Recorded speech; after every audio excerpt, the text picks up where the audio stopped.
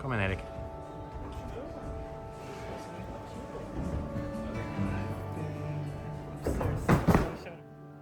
I've been gone for 39 days now, and as you already saw in the title, I felt I needed that for my climbing, because for the first time in 5 years I'm starting to see like real progress, and it feels like I'm finally on the path towards Jack's broken heart again. You know, a lot of people have asked me throughout the years, like, what was my shape, how strong was I before the loss of balance? Was also like Jack's broken heart like a realistic goal? I was around 8A V11 strong. The goal then, or the dream then, was like, it was pretty realistic. And I had planned a trip to Magic Wood that autumn, but I lost my balance on the 16th of June. So, you know, that trip never happened. You know, I've been thinking about that boulder every day since then. Some days I could spend minutes just visualizing the moves, and then other days you just cross my mind for a few seconds. So when I like started to write all this down for this video and kind of explain this part of my story to all of you, like I got curious, like how many days have I been thinking and working towards Jack's broken heart now? It's actually been 1,567 days now that I've been working towards this boulder and also get my health back. And now when I finally have climbing and training as a big part of my life again, my daily life has changed a lot compared to the previous years. During all those years, I spent most of my time thinking about what you, the audience, would like to watch, and also what I enjoy to create here on YouTube. But I was also focusing on getting my health back so that I could one day, you know, come back to the channel and do the climbing videos that I love to do, but at the same time also finally, you know, start working towards Jack's broken heart again. But it's so easy to prioritize this YouTube game too much at times and just focus on the videos that can get the most views and revenue. And at the same time, you lose perspective on the things you want to create for yourself. But the reality of YouTube is that you also have to take care of your finance and keep this YouTube channel, this business, alive and thriving. So you can continue to make great videos for yourself in the future, and at the same time also make the best entertainment for all of you watching for years to come. This is especially tricky for me right now, because for the first time ever, and after 8 years of making over 800 videos, I'll be in front of the camera more consistently and sharing my journey through my climbing and trying to figure out how I should do that in a healthy way. You know, this is something I've always looked forward to finally be a part of my channel in a real way. And this is why I share this information now. So you will better understand me when I continue to explain why I left YouTube for 39 days to make this video. So when I found this yellow boulder, I thought it would just be another fun boulder to climb on. And it would also be a cool project video to share with all of you. And it's 7A+/V7, so it fit the story arc that I'm on right now and like sharing with all of you, since in the previous video I did my first 7A. And I thought I would send this boulder within like the first week, and at the same time then have a video for all of you. Going in on the last day of the first week, and that being the third session, I got my ass kicked again on the crux. Like I'd made a little bit of progress, but I thought like, okay, if I feel really strong that day, I can do the crux. But yeah, that didn't happen. And at this point, I hadn't uploaded a video in like 7 days. And then I started to get stressed because I had no other video that I could drop, because I'm working on a bunch of films that would be released at a later date. So I'd really bet a lot of time on this boulder. So then I came to this crossroad. Should I continue to work on this boulder or move on to something else? And can I cut my losses in a way? Because the smart business move would be to change the boulder. Because once again, there is no video for all of you to watch. I haven't uploaded now for 7 days. And the reality is also like I'm losing money on this boulder. That's just the reality of the situation here if you want to make these YouTube videos. But the long-term view for me was, on a personal level, like this boulder is really shutting me down. And a lot of it comes down to my balance. So if I can figure out a way to deal with this balance issue, I will become a better climber. And that is very important for my future goals. So I was thinking about my two options. And as I mentioned earlier, the best move for this channel and this business would be to start working on another video. And I also think it's fair to ask me, it's like, okay, why don't you bring in Mickey or Nicken or anyone else that you could film for a session and you can get that video out. The reason why Nicken hasn't been in the channel in a long time is because he's been injured for a very long time. And Mickey is busy with his life, he's out traveling a lot, he's having other priorities. So at this point in time, like I'm running solo. So then I started to think about different boulders and also different video ideas. But at the same time, it's been a long time since I've been this like psyched on a project because it's perfect for my style. And it's also the right challenge for my balance. So in terms of becoming a better climber, like I should spend as much time as possible on this boulder. So with all of this going through my mind, I eventually decided I will not change the boulder and the video. Because it's been years since I have prioritized my climbing over this YouTube channel. And I wanted to find out how that felt. And also see if I could become a better climber through this boulder. So I figured it's time to show you this entire boulder because you've just seen me falling over and over again on the crux. So my good friend Danne here is going to showcase the boulder for all of you because he's like I would say a solid 7B climber, and he has done this boulder, but it's not like a flash every day. So through his climbing, we're going to dissect the boulder. So let's start from the beginning and to the end.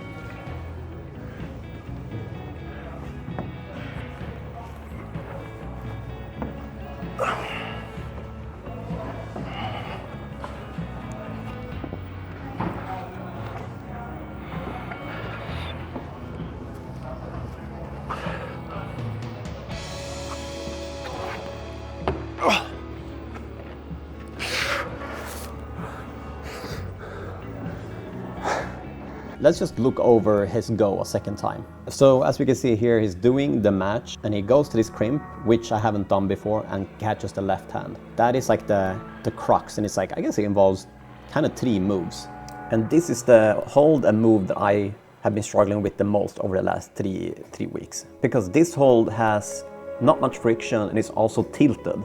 It becomes like super easy to fall off that hold, because the more you start like pulling and pressing in that sequence, the easier it is to like fall off. And then even if you manage to get to the next crimp, that's also the crux, because you get like a barn door. So you have to squeeze really hard to get to the crimp, but if you relax just for a little bit, then you fall off there as well. And then, as I understand it, once you get to the crimp, you have to go really fast with the left hand up to the undercling. And I want to show you the high point for me on this boulder, and then kind of talk through the mindset I think I need to be able to send this boulder, and how it kind of worked with the balance here a little bit. Because I was so close, as you can see here, to like hit that crimp. Kom igen. Kom igen nu. Kom igen nu. Kom igen nu. Nej. Yes! Okej, men... Jag är så jävla nära. hittills. Fett! So, after 3 weeks of trying to match that crimp, I finally managed to do it, but that was 1 time out of 34 tries, I think. The reason why it worked was because I've trained my fingers and also my lock-off a lot during these last 3 weeks.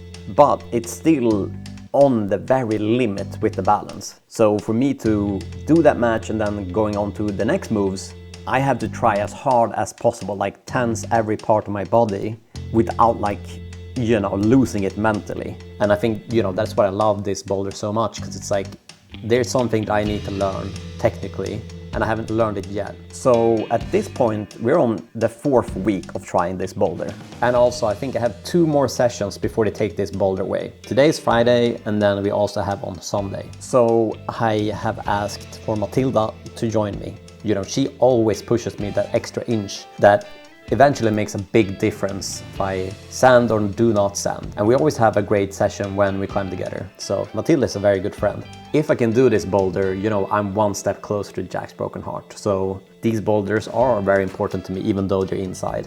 So now you know the game plan of everything and know what I need to do. So I'm gonna now cut it to when I meet up Matilda in the gym, and we're gonna just get right to it. I'm gonna start on like the crux sequence, and then see if I can do the lock off to the move that I have never done, and then take it to the top. And if I can do that, then I'm going to try from the start.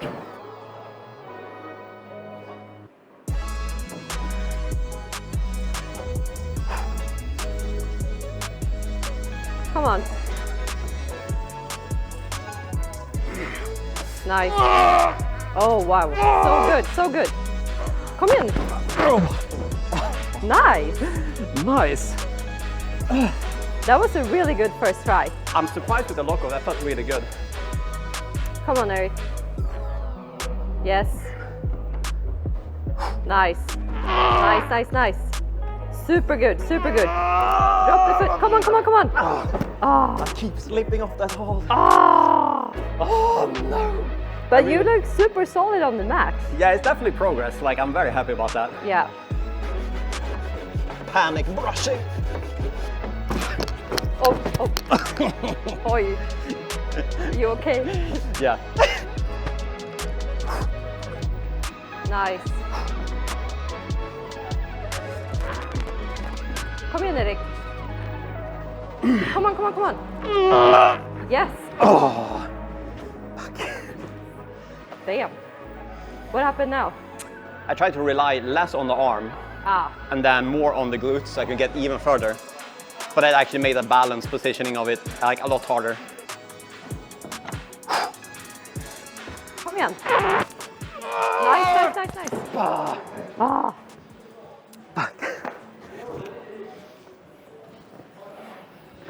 How's that? Not sure. Like, I usually have like 5 really good goes on this before like the balance gets completely, well, it's getting worse and worse. Yeah. And it's harder to match in. So I'm thinking what I should do. It would be, I don't know, a little bit sad if I have like the strongest day and I still didn't manage to do the move. Yeah, I mean, it's a 3 weeks project for a reason, so. Yeah. But yeah, I don't know, like, yeah, I can't remember last time I worked on a single move for 3 weeks and not done it. So, I mean, I believe in you. I need to get it done today. Yeah. Matilda is going to power spot me into position, and I'm going to see if I can spend some time there and figure some stuff out. Okay. Okay, let's see here. So you're here. Yeah. Nice. Oh. Yeah. Okay. It's hard today. It's hard today. Yeah. Okay, I'll give it one more try, and then I think that's the limit for today. I think this, I was hoping I would be done with this storyline today, but I will continue for a few more days, I suppose. Yeah. But today's Friday, so I'm gonna go back on Sunday. Sunday. Yeah. I'll be here on Sunday.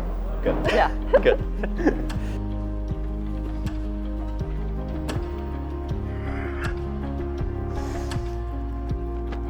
Nice. Come on, everything you have now. Everything you got. Come on. Come on. Yes, yes, yes. Come on, come on, come on, come on, come on, come on, come on. Yes, yes, yes, yes, yes. Yes. Oh shit. Okay, high point. That was amazing. This is doable. Yes. Finally. Yes. Wow. I mean, you want to hear what I think? Yeah. I think you should rest like properly and actually make I'll try another. it. Yeah. We do what the coach says. Yeah. Wow, that was Shit. amazing. I just told Matilda that the longer I stay here, the more nerves I get. So even though maybe I should rest a little bit more, like the nerves get even higher. So I think it's time to give it like a real proper go here. And also I should mention that Matilda has brushed every single hole more or less. Like a new boulder. Yes, I'm very graceful. Okay.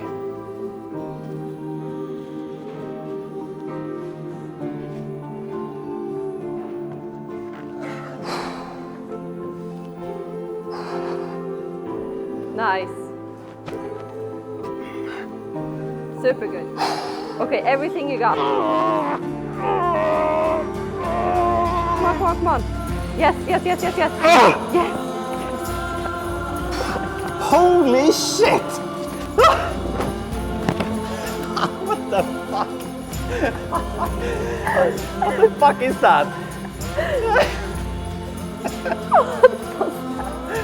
Like 20 minutes ago I was fucking chanceless. Yeah, 20 minutes ago you had given up. You were like, I'm just gonna make one try Yeah, I'll come back on that Sunday. move, and then we come back on Sunday. I don't know. I really don't. Yeah.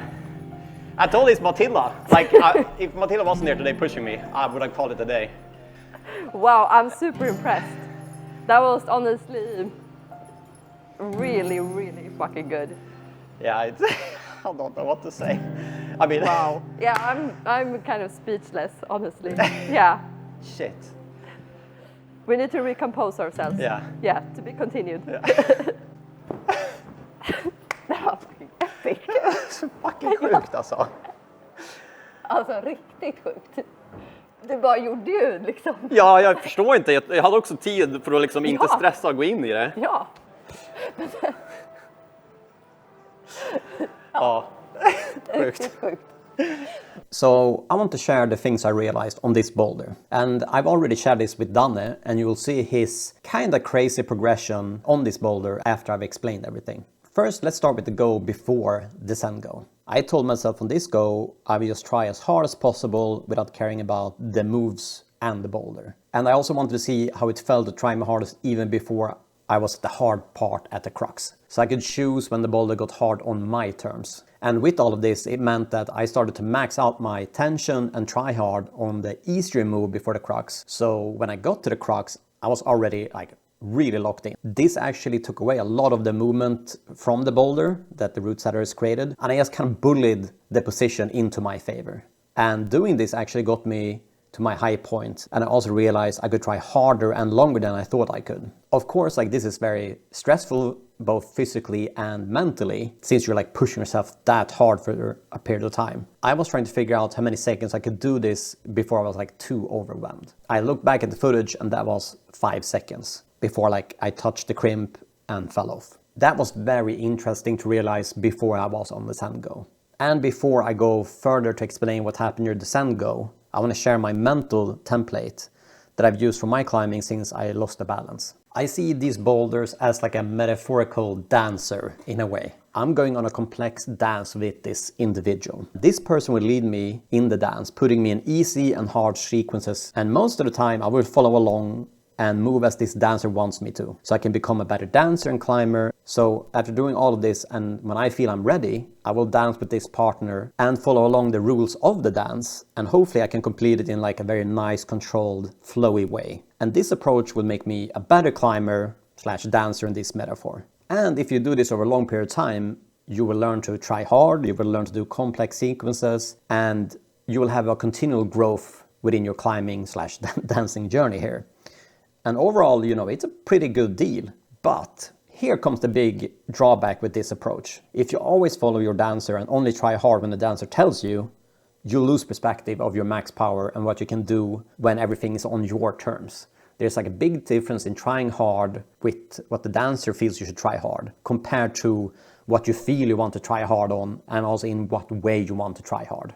You know, you've probably had a few moments in your climbing when you've been angry because you can't do a move or a boulder, and you just kind of rage out and try your absolute hardest, and then suddenly the moves feel easier and you end up doing the things you have struggled with.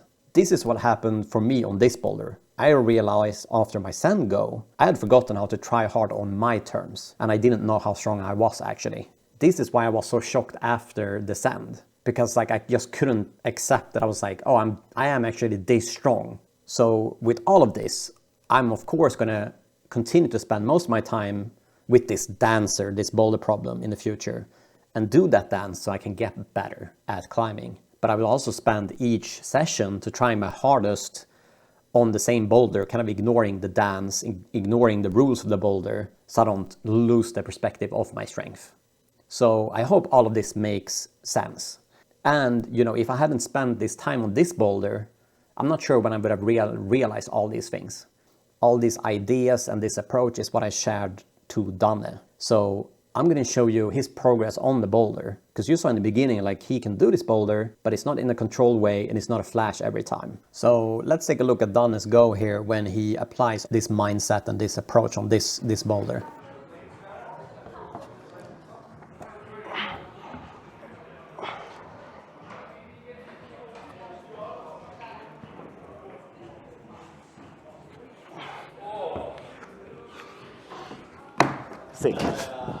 Sick, what a progression. That's crazy progression. From first go to this, holy shit. What a difference. Coach Eric does it again with the tension.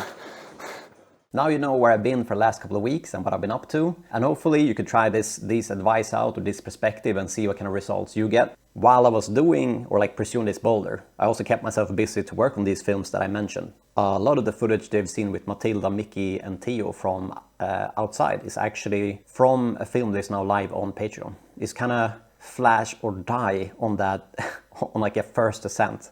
So it became a lot more epic than we thought it would be, and it's very entertaining. And Mickey is very funny in that film. With this, like, I'm looking forward to more regular uploads, and I have a lot of like videos and films that is gonna come out. So I'm looking forward to share all of that with you. And yeah, with that, I'll see you in the next one. I was freaking out. I was freaking out, man. Because I thought, like, yeah, I don't know, I ignored TT advice. And I was like, no, dude, you for sure can just put the right foot and stand up there. I should have listened to TT. That was really, really horrifying.